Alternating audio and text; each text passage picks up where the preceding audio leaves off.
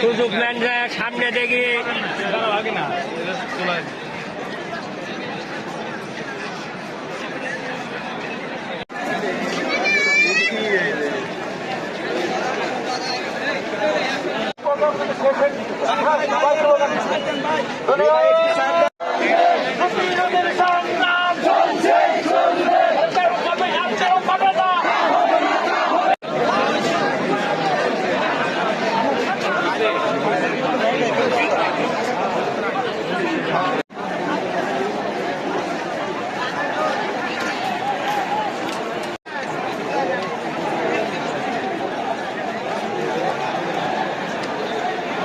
আমি টাইগার আকাশ বাংলাদেশ ক্রিকেট টিমটা আসতে একজন বিগ ফ্যান।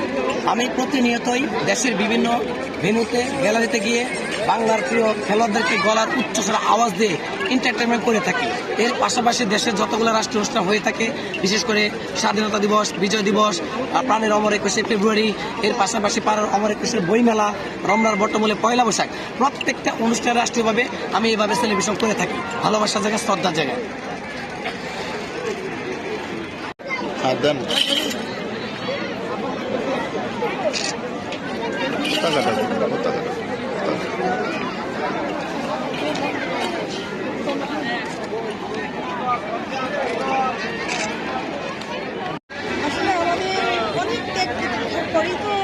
স্বাধীনতাটা অর্জন করেছি।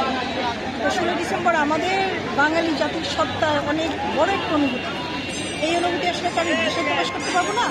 তবে আমি আমার মেয়েকে নিয়ে এসেছি যেন ও বাংলাদেশের ইতিহাস, ঐতিহ্য, সংস্কৃতি সম্পর্কে জানে, বিজয় দিবস কি জানে, মুক্তিযুদ্ধ সম্পর্কে জানে।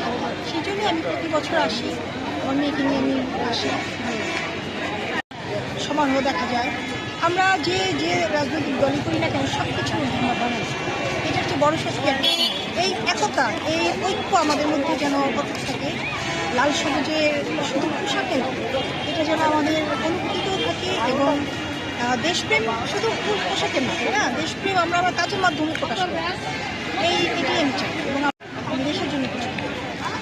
তো প্রথমেই বলবো আমি আবর্জনা মুক্ত বাংলাদেশ, দুর্নীতিমুক্ত বাংলাদেশ। তারপরটা এমনিতেই করে যদি দুর্নীতিমুক্ত হয় বাংলাদেশ, তাহলে আমার মনে হয় পৃথিবীর মধ্যে সবচেয়ে সুন্দর দেশ হবে বাংলাদেশ।